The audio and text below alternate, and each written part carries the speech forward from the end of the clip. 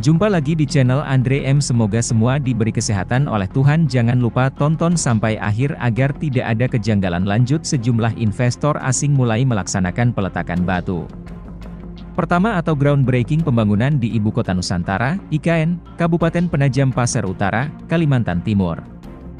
Groundbreaking yang telah memasuki tahap ke-8 tersebut dipimpin langsung oleh Presiden Deputi Bidang Pendanaan dan Investasi Otorita IKN, Agung Wicaksono, mengatakan groundbreaking yang diselenggarakan pada Rabu, 25 September 2024 itu melibatkan 1 investor asing murni, 2 kemitraan asing, dan 2 investor domestik.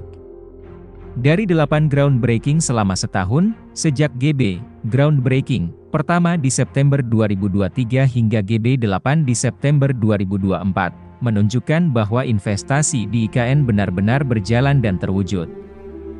Kata Agung dalam keterangannya di IKN, Selasa, 24 September 2024. Lantas, apa saja proyek yang dikerjakan investor asing di IKN?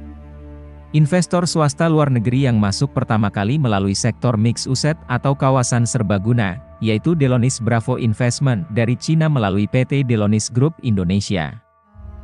Delonis direncanakan akan membangun kompleks komersial Delonis Nusantara yang mencakup hunian hingga pusat rekreasi. Delonis Nusantara akan berdiri di atas lahan seluas 200 meter persegi yang terdiri dari model J Hotel, pusat perbelanjaan, perkantoran, serviced apartemen, fasilitas olahraga dan kebugaran, serta ruang terbuka hijau, RTH. Nilai investasi yang digelontorkan untuk proyek tersebut mencapai 500 miliar rupiah.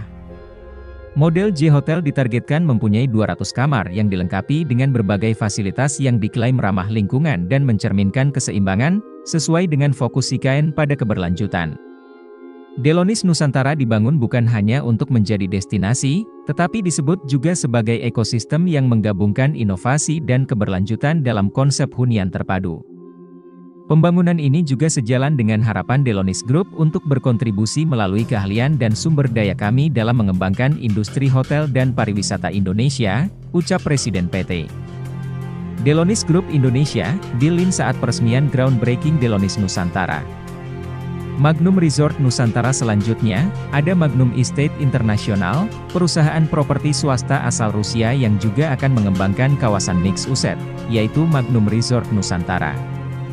Melalui anak usahanya, PT Magnum Investment Nusantara, kawasan terpadu di IKN tersebut diklaim dirancang untuk mengintegrasikan hunian, bisnis, dan hiburan dalam satu kawasan berkelanjutan.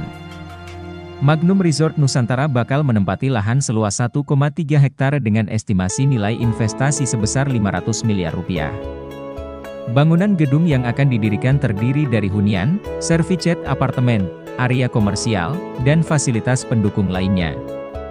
Desain Magnum Resort Nusantara disebut akan memadukan unsur modern dan elit yang terwujud dari sentuhan elemen alami berupa tanaman di sejumlah titik. Selain itu, dalam pembangunannya, dipilih material dengan sentuhan akhir, seperti batu, kayu, dan air yang melambangkan sinergi dengan visi Smart and Forest City IKN.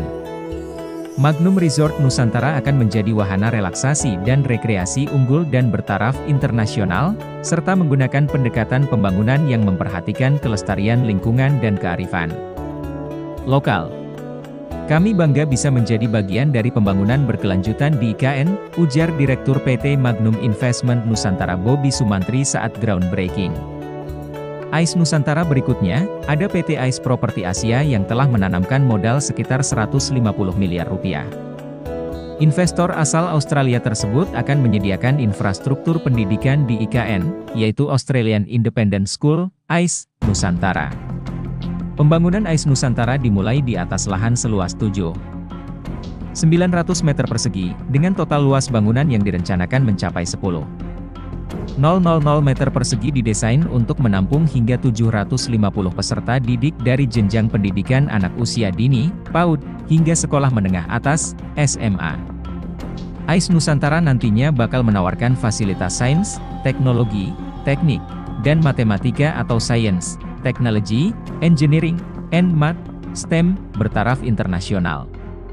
Selain itu, disediakan pula fasilitas pendukung lainnya, seperti laboratorium sains, amfiteater, ruang seni pertunjukan, serta fasilitas olahraga, termasuk kolam renang semi olimpiade, lapangan sepak bola, dan lapangan basket. Pembangunan AIS Nusantara dengan fasilitas berstandar nasional sejalan dengan visi besar Indonesia untuk mencapai generasi emas 2045 dalam menyiapkan generasi masa depan yang unggul, cerdas, dan mengedepankan inklusivitas, kata Principal of AIS Indonesia Kampus Jakarta, Craig Eldred saat memberikan keterangan dalam momen peresmian groundbreaking di IKN. Hari ini, mari kita berkeliling dan melihat situasi terbaru di kawasan inti Nusantara, mulai dari gedung-gedung Kementerian Koordinator yang kini sudah memiliki jembatan penghubung, hingga ke lokasi di belakang Istana Garuda yang semakin memukau dengan kemegahannya. Tapi sebelum kita mulai, Mimin ingatkan bagi kalian yang belum subscribe, yuk dukung channel ini dengan menekan tombol subscribe. Jangan lupa juga cek deskripsi video. Siapa tahu ada produk pilihan yang cocok untuk kalian. Sekarang, mari kita mulai pembahasan hari ini. Pemerintah telah mengalokasikan tambahan dana sebesar 48,8 triliun rupiah untuk pembangunan Ibu Kota Nusantara pada periode 2025 hingga 2029. Hal ini menunjukkan bahwa meskipun terdapat program prioritas lain, IKN tetap menjadi bagian dari agenda nasional.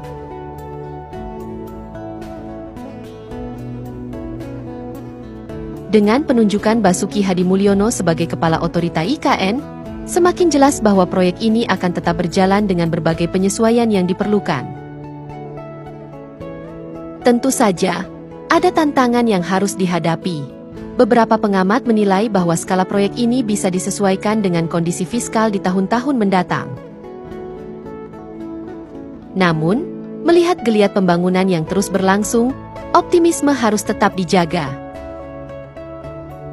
Sejumlah infrastruktur utama seperti jalan, jembatan, dan hunian ASN sudah mulai terlihat bentuknya, membuktikan bahwa IKN bukan sekadar wacana, melainkan sebuah realita yang terus berkembang. Banyak yang mempertanyakan bagaimana daya tarik investasi di IKN, mengingat kawasan ini masih dalam tahap pembangunan. Namun, justru inilah kesempatan emas bagi para pelaku usaha untuk terlibat sejak awal. Pemerintah telah menawarkan berbagai insentif, termasuk konsesi jangka panjang, untuk menarik investor swasta agar turut serta membangun ekosistem ekonomi di Nusantara. Dengan pendekatan yang strategis dan keberlanjutan yang menjadi fondasi utama, IKN berpotensi menjadi pusat pertumbuhan ekonomi baru yang akan membawa dampak positif bagi Indonesia.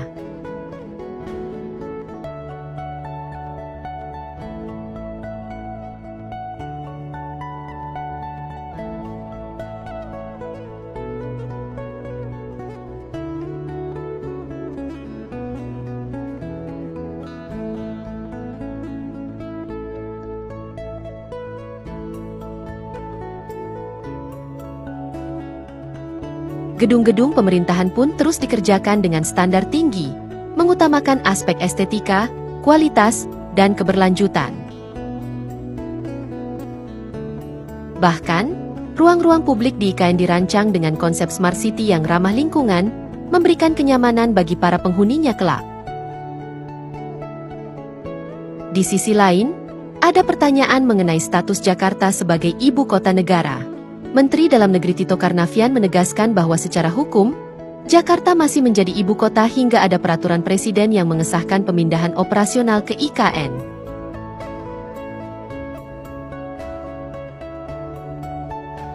Pemindahan aparatur sipil negara yang sebelumnya direncanakan pada awal 2025 juga mengalami penyesuaian jadwal, menyesuaikan dengan kesiapan infrastruktur di Nusantara.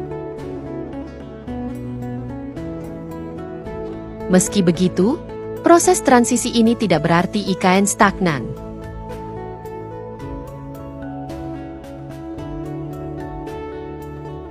Sebaliknya, ini menjadi kesempatan untuk memastikan segala aspek sudah benar-benar siap sebelum perpindahan secara resmi dilakukan.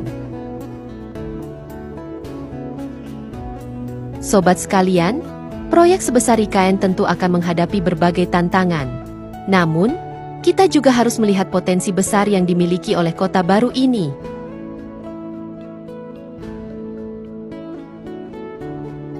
Nusantara bukan hanya simbol perpindahan ibu kota, tetapi juga representasi dari visi besar Indonesia dalam membangun pusat pemerintahan yang modern, hijau, dan inklusif.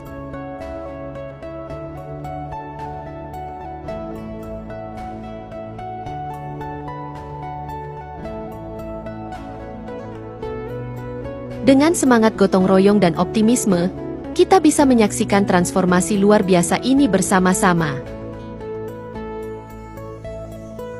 Bagaimana pendapat kalian? Apakah kalian optimis dengan masa depan IKN? Jangan lupa tulis komentar kalian di bawah, dan sampai jumpa di kabar berikutnya.